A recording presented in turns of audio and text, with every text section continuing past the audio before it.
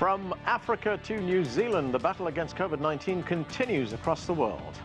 Hello, I'm Anand Naidu, and this is The Heat.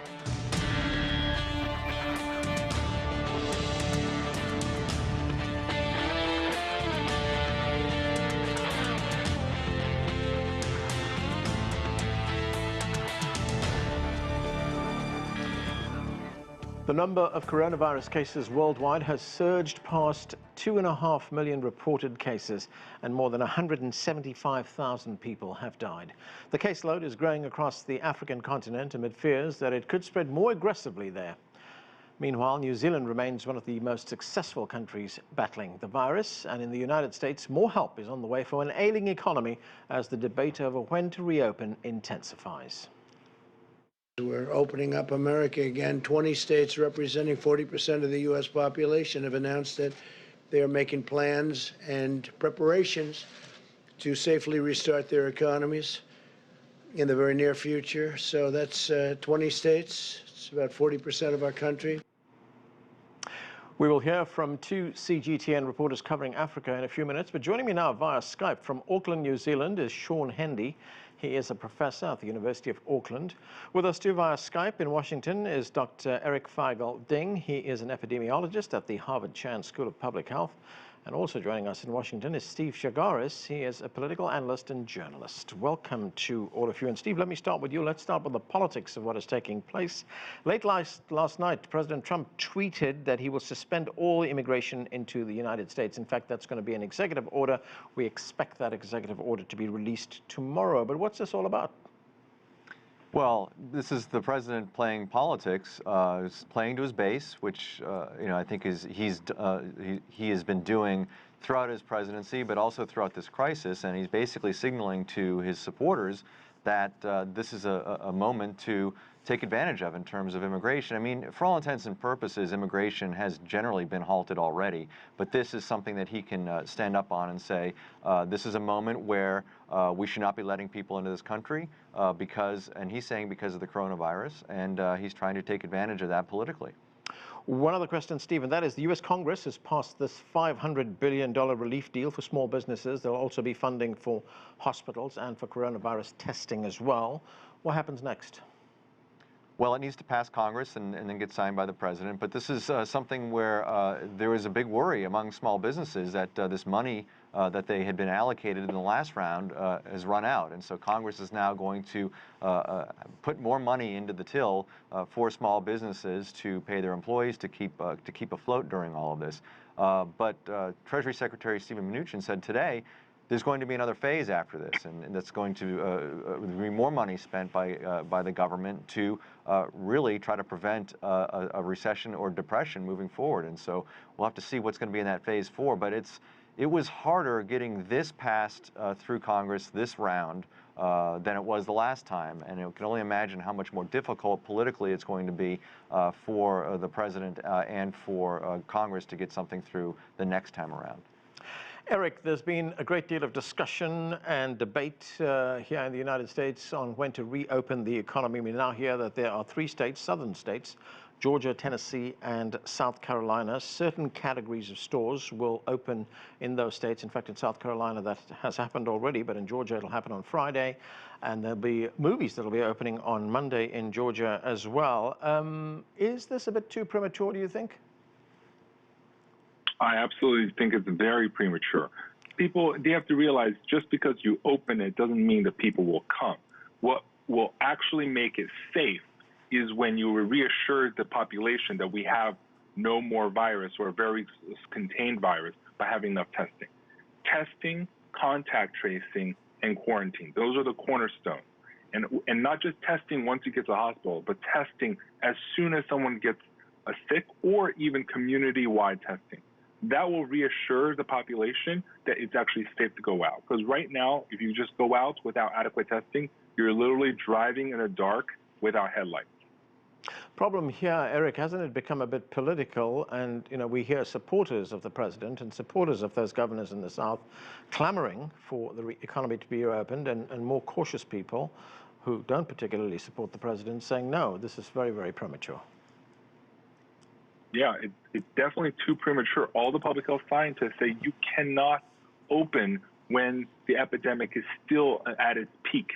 You need it to see at least a downward turn for at least a while and sufficient testing to prove that once you reopen, what are you going to do? Are you going to close it again if the rates go back up? You need to have these preset circuit breakers like Singapore have. Okay, Eric, one other very medical issue very quickly, and that is the director of the CDC, Robert Redfield, has warned that there could be a second wave, and this one could be very serious. It could be worse than what we're seeing right now because it might coincide with the winter flu epidemic, flu season, as we call it. Yeah, we could definitely get a double whammy because in the 1918 pandemic, the second wave was actually worse than the first.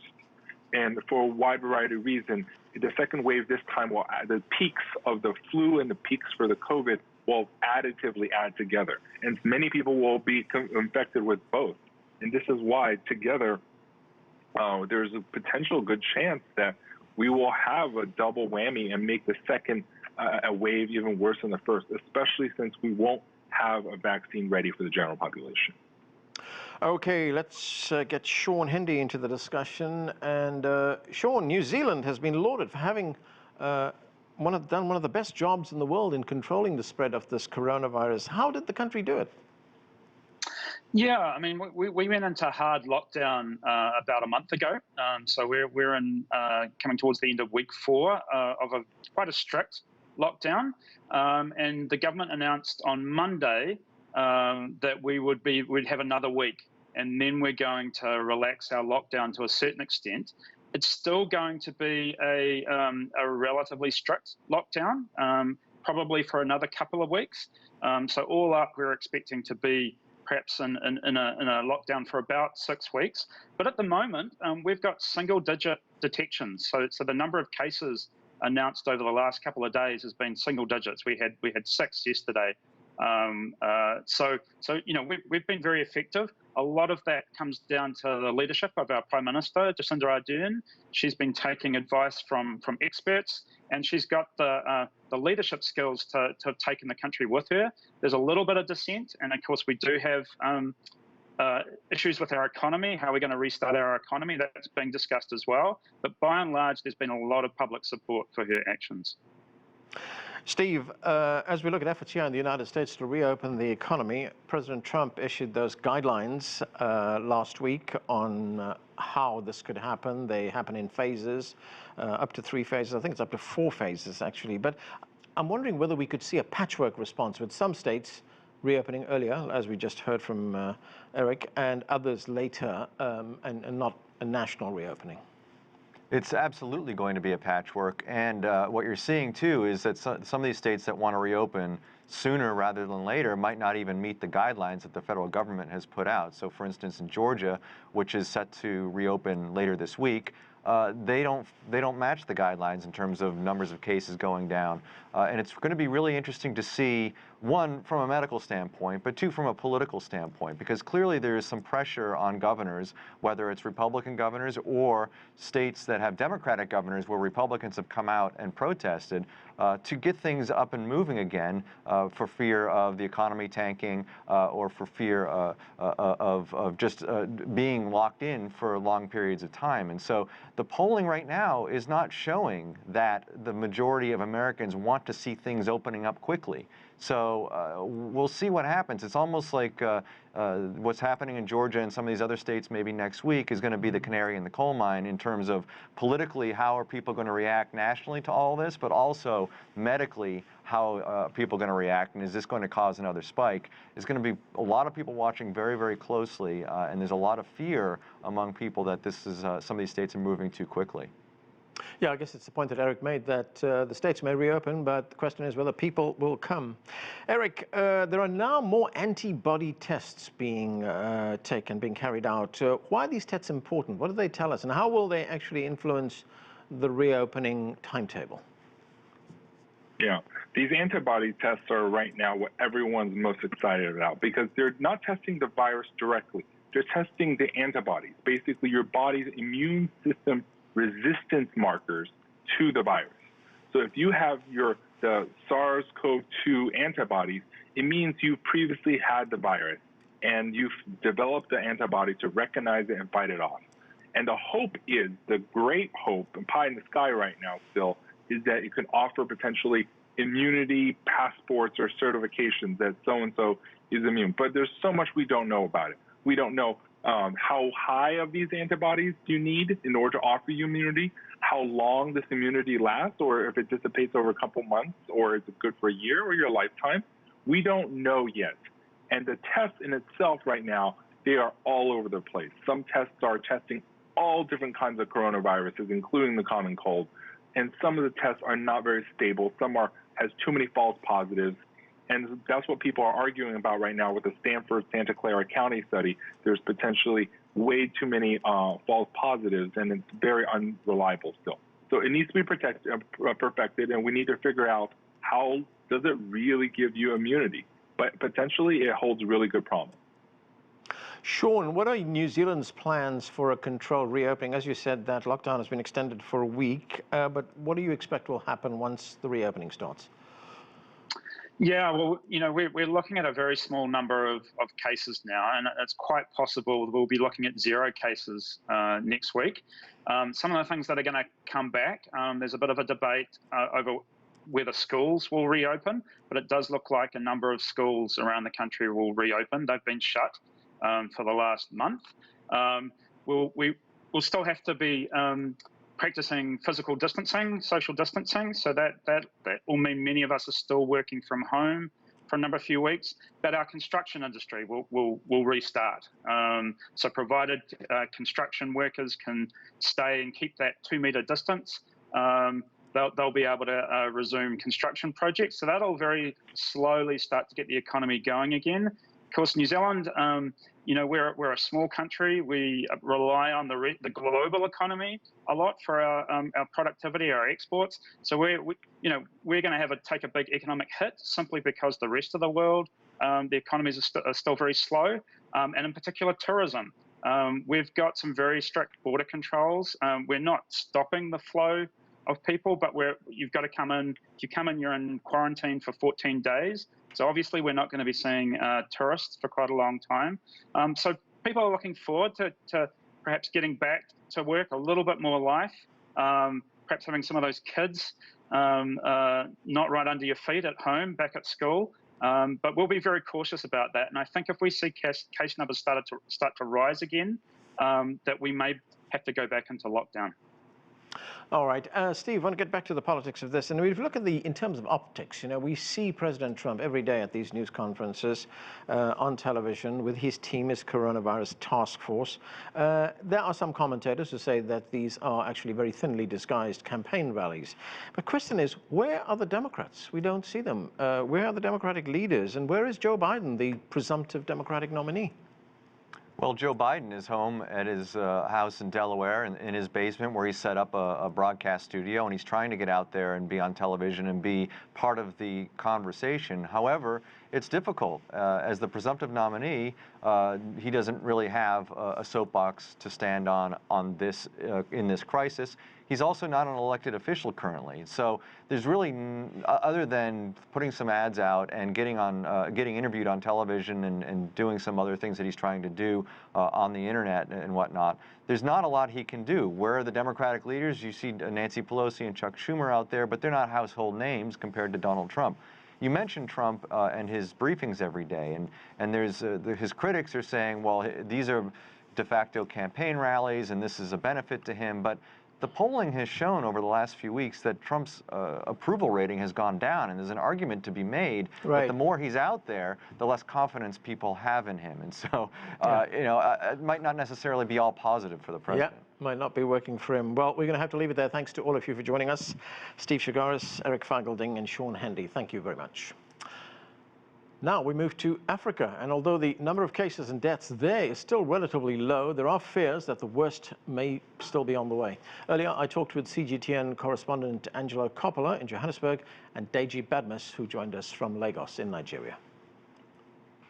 Angelo, let me start with you in South Africa. The number of cases and deaths relatively low in Africa, 23,000 infections, but more than 1,100 deaths. What is the situation like in South Africa?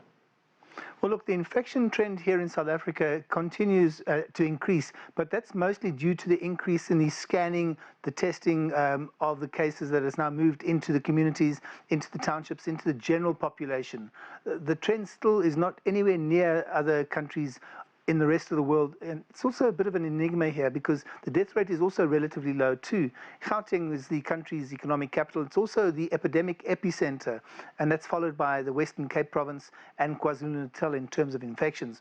Some concern has been raised, though, by a spate of infections that struck a private hospital in Durban, which is in KwaZulu-Natal, which led to it being closed for a while. In fact, I think it's probably still closed at the moment. The percentage of people that are likely to be hospitalized is another issue. It's still low, and the authorities, and that's also the Minister of Health, believe that they can manage any influx if it does happen in the next phase. Field hospitals are also just being erected in case, and those are happening in the exhibition centers around the country. We did have an issue around a shortage of PPE a little while ago, but that seems to have been addressed with government calling on its global connections to source supplies that they needed. So two of its BRICS partners, that's China and India, have provided the PPE that we need that will sustain us for the next couple of weeks. And the issue that everyone is grappling with at the moment is not on the humanitarian side, but on the economic impacts that are facing the country. And we know that we're probably expecting a 6% contraction in the economy in the country by the end of the year. So it's not looking that rosy at the moment, Anand. Yeah, Angelo, I'm going to get to the economy in a moment. South Africa imposed a lockdown. The president announced a lockdown. In fact, that was extended about a week ago. What kind of compliance has there been to that? Well, compliance is a bit of a two-way street here, or it's a tale of two stories or two cities. The inner city suburbs like Hillbrow and Yeoville, compliance there in terms of physical distancing, in terms of staying indoors, is almost non-existent. You'll recall that in Hillbrow and Yeoville, for example, people living on top of each other, they're living 5, 10, maybe 15 people to a 2-bedroom apartment. And then if we had to go into the high-density areas like Alexander, Soweto, Tembisa, the so-called townships, it's even more precarious there because the shacks there are 1-bedroom shacks or 1-room shacks, and maybe 5 people are sleeping in a shack. So they need to be outdoors to kind of get a bit of fresh air. So the compliance in terms of that is also lacking a bit. But then if you go into the suburbs, the affluent, leafy suburbs of Johannesburg, for example, people are staying in their homes. They are adhering generally to the lockdown provisions. And police generally aren't monitoring that area too much. They're kind of relying on the population in that sector to do the right thing. So we seem to have, like I said, a tale of two cities, Anand. Deji Badmus, you are in Lagos, in Nigeria, which is Africa's most populous country. How has the coronavirus impacted Nigeria, and how is the government responding to it? Well, Anand, it's essentially not different from the picture that Angelo has been painting. It's really impacted the economy, and it's coming at a time when, as you know, the price of oil has basically crashed. This is a country that relies on oil basically to run its economy, and the story we're getting from the international crude market is very, very depressing, and that's obviously a very big challenge. And with the situation of the COVID-19 here in the country, well, what we have currently at the moment is that the authorities are trying to ramp up testing capacity, and so we're beginning to see the number of confirmed cases now go up, even though it's still below 1,000, and the number of deaths, of course, still very low, just slightly over 20. But the numbers are going up because, of course, testing capacities, as I said, are being ramped up. And what is giving authorities here a real cause for worry is that we're now beginning to see community transmission, especially here in Lagos, where it appears the spread of community transmission is getting wider. Authorities are really concerned, and they're doing everything to ensure that they stop that. And so for that reason, what they have now done is that they have they've actually started what they call the active case search. So what they're doing now is they're going from house to house and collecting samples from people for testing, and somehow that has yielded some results, because We've seen the number of confirmed cases now go up, and the authorities say they're going to continue with that until they're able to stop this community transmission, which is very, very worrisome. Now, the problem here, what everyone is asking the government to do is to consider lifting the lockdown. As you know, the country has been on lockdown now for close to 2 months. Right. The government, the federal government now, President Muhammadu Buhari is expected to make a decision next week if that is going to happen. So that's what everyone is waiting for, to see what the authorities would decide. But everybody, it would appear, would want to see the lockdown lifted. Yeah, and Deji, you also had a senior politician in the country fall victim to the coronavirus. What do you know about that? Well, quite shocking, and no one expected he was going to die. He was the chief of staff to the president, a very, very powerful figure, and I must say somewhat divisive as well. And we've seen controversy trail his death. Actually, he contracted the virus when he traveled out of the country for an official assignment. He came back, tested positive, and was actually flown to Lagos from Abuja, where he was treated in a private hospital. At some point, everyone thought he was getting better, but then suddenly last Friday, he died, and he's, of course, been buried. The burial, of course, is generating a lot of controversy because even though the authorities had said, COVID-19, anyone who died from COVID-19 now should be buried privately, and that people should not attend the burial. But we saw senior government officials attend the burial ceremony. At some point, the presidency had to stop some senior government officials from accessing the presidential villa. So his name, of course, Abba Kyari, and very close to the president, known to the president for over 40 years, and quite a very powerful figure, and very close to the president.